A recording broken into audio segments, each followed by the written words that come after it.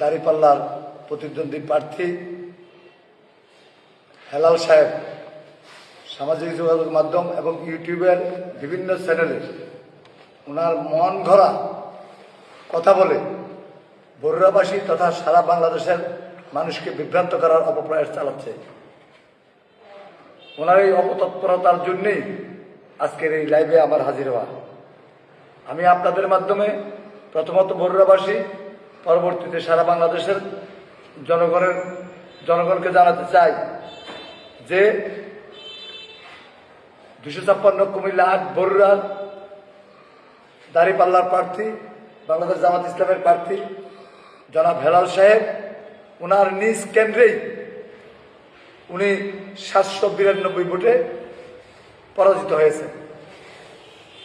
দুর্ভাগ্যজনক হলেও সত্য, এই কনস্টিটিউন্সিতে 105টি কেন্দ্র, 105টি কেন্দ্রেতেই উনি হেরেছেন। আমি যে কথাটি বলতে চাই, আমাদের ইতিমধ্যে দৃষ্টিগোচর হয়েছে বিভিন্ন জায়গায় বরুড়ার শান্তি শৃঙ্খলা বিঘ্নিত হচ্ছে, এরকম কিছু কথা উনি সামাজিক যোগাযোগ মাধ্যমে বলে আসতেছেন।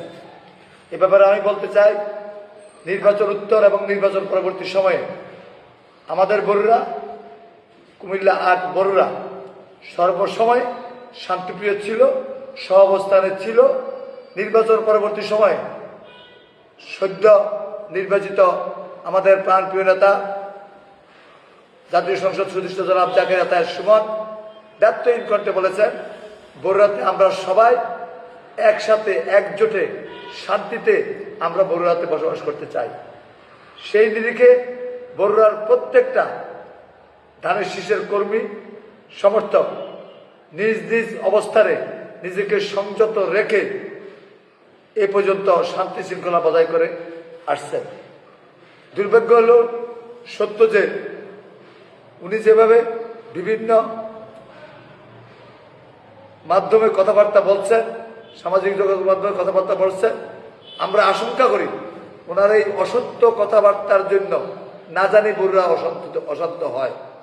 আমরা অবশ্যই চেষ্টা করছি নেতার নির্দেশ পালন করে সমস্ত বরুড়াকে আমরা সুন্দর রাখার জন্য। প্রিয় সাংবাদিক ভাইরা, এরই মধ্যে নির্বাচনের দিন উনি কিছু মিথ্যাচার করেছেন, যার প্রমাণ তিনি উপস্থাপন করতে পারেন নাই। উনি প্রথমত বলছেন যে 27টি কেন্দ্রে বিভিন্নভাবে নির্বাচন ইঞ্জিনিয়ারিং হয়েছে, একটি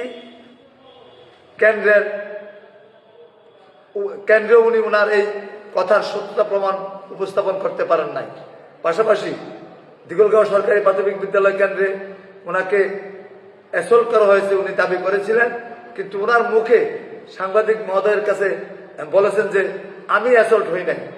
এই যে মিথ্যা তথ্য ছড়ে বরুড়াকে অশান্ত করার যে প্রয়াস উনি চালাচ্ছেন, আমি আশা করি